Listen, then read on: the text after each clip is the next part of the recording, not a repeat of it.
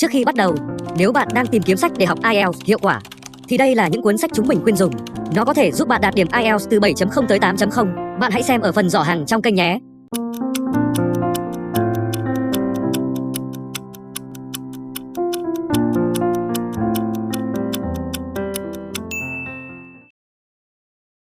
Part 1. You will hear a caller phoning East Side Piano Care to book a piano tuning appointment. East Side Piano Care, bookings desk. How can I help? Hi, I would like to book a piano tuning, please. Certainly. Is the piano in a private home? Yes, it is at my flat. It has started sounding uneven, especially in the upper notes. That is common after a move or a change in temperature. What type of piano is it? It is an upright. Great. When would you like the appointment? We cover your area on Tuesdays and Fridays. Friday would be best if possible. Fine. Before the technician arrives, we ask customers to prepare the room a little. We need access to the back of the piano, so please move any small furniture or plants away from it. No problem. Also, keep the room at a steady temperature for a couple of hours beforehand, and avoid placing a heater right beside the instrument. Right, I can do that. Do you have any pets? A cat. On the day, could you keep it in another room? Some animals get stressed by the sound and the open panels. Sure. Now, can I take your address? Yes, it is Maple Court on Greenway. Maple Court. Is that the building with the glass entrance? Yes, that is the one. Perfect. When the technician arrives, they should use the glass entrance, not the side gate. There is a doorbell panel. Which name is it under? It is labeled Reed. That's R-E-E-D. Great. Is there anywhere convenient to park? There is an underground car park. Visitors can use it for short stays. That is helpful. The standard tuning fee is £95, and that includes a basic check for sticking keys. If the pitch has dropped a lot, we'll discuss any extra work before doing it. Fine. Finally, if you need to cancel, we require 24 hours notice. Understood. Great. We'll book you for Friday, and we'll send a confirmation message later today. Before we finish, could I take a mobile number in case the technician is delayed in traffic? We usually give an arrival window on the morning. And please remember to clear the space behind the piano and keep the cat settled away. Thanks very much. Goodbye. Goodbye.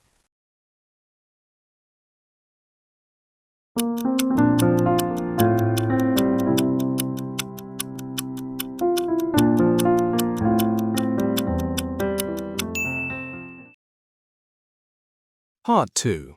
You will hear a talk by Olivia Grant from Harbour Line Ferries about choosing the right ferry ticket, especially for busy travel periods. Hello everyone, I am Olivia Grant and I work on the customer advice desk at Harbour Line Ferries.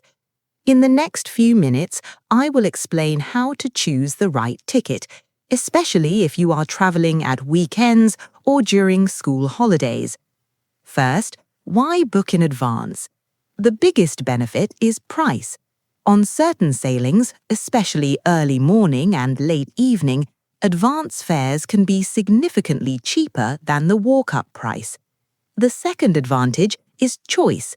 When you book ahead, you can see a wider range of ticket types, including discounted bundles and special passes that are not offered at the terminal.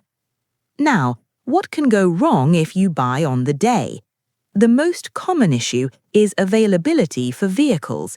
Even when there are plenty of foot passenger places, the car deck can fill up quickly, and the next sailing with space might be hours later.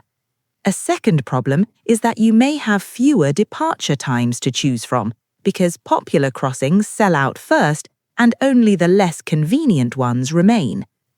Let us look at specific ticket options. Our saver fare is the cheapest, but it comes with conditions. It is only available online and it is linked to a particular sailing. If you want more freedom, consider the flexi fare. This ticket allows free date changes, so you can move to a different day if your plans change, as long as you do it before check-in closes. Hello everyone, I am Olivia Grant, and I work on the customer advice desk at Harbour Line Ferries. In the next few minutes, I will explain how to choose the right ticket, especially if you are traveling at weekends or during school holidays. First, why book in advance? The biggest benefit is price. On certain sailings, especially early morning and late evening, advance fares can be significantly cheaper than the walk-up price. The second advantage is choice. When you book ahead, you can see a wider range of ticket types, including discounted bundles and special passes that are not offered at the terminal. Now, what can go wrong if you buy on the day? The most common issue is availability for vehicles. Even when there are plenty of foot passenger places, the car deck can fill up quickly, and the next sailing with space might be hours later. A second problem is that you may have fewer departure times to choose from, because popular crossings sell out first and only the less convenient ones remain. Let us look at specific ticket options. Our saver fare is the cheapest, but it comes with conditions. It is only available online and it is linked to a particular sailing. If you want more freedom, consider the flexi fare. This ticket allows free date changes, so you can move to a different day if your plans change, as long as you do it before check-in closes.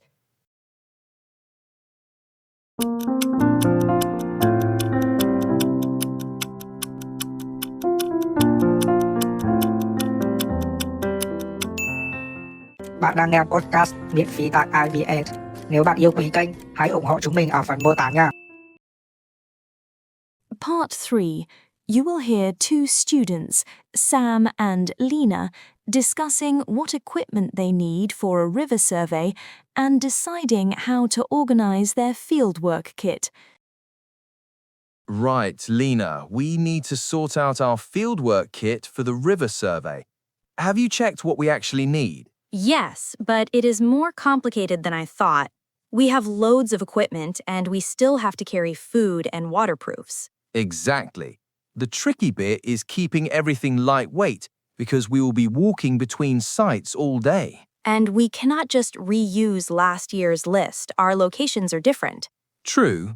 Also, the tutors said the department cannot provide enough of the specialist stuff for everyone, so some equipment has to be shared between groups. That means we need a clear plan for who carries what. I did a trial with the water testing kit yesterday, the one with the color strips. I tried it too, and I had problems. First, the color chart was really hard to match. The difference between two shades looked tiny. Same here. I kept changing my mind and I was not sure which shade was correct. And the results changed when I shook the sample bottle, which was confusing. I thought it should be stable. That's worth mentioning in our notes because it affects the results. We should agree on a simple method and avoid shaking once we start. Yes. Now, what about power? I think we need more spare batteries.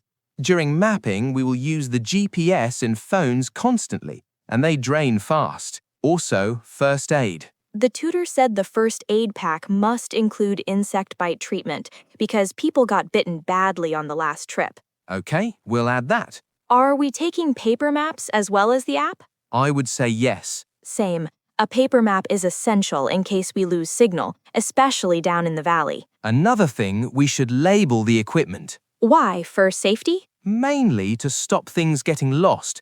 Last time, 2 groups had identical measuring tapes and one just disappeared into the wrong bag. Right, labels then. We should do that for all the shared items so they come back to the right group. Do we need a power bank? I think so. Even if it costs a bit? Yes, I would make it a priority item because it could save the whole day if batteries fail. We should also think about packing. The waterproofs should be easy to grab if the weather changes. And the first aid pack should be near the top, not buried under equipment. What about carrying the shared kit between sites? We can split it. One person takes the water testing kit, another takes the measuring tape and sample bags, and someone else carries the spare batteries. That sounds sensible, and it keeps the loads balanced. We should list every item, then write a name beside it so nothing gets forgotten. Yes, because it's easy to assume someone else has packed it. We should pack things in the order we use them so we're not unpacking everything at each site. Agreed.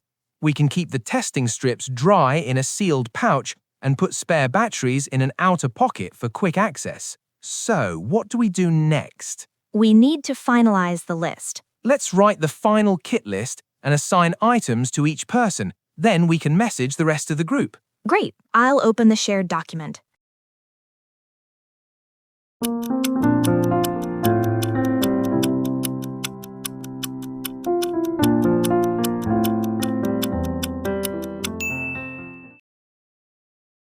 Part 4.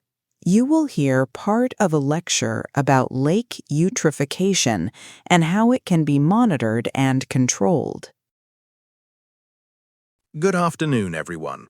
Today, we will look at a major freshwater management issue and how it can be controlled: lake eutrophication.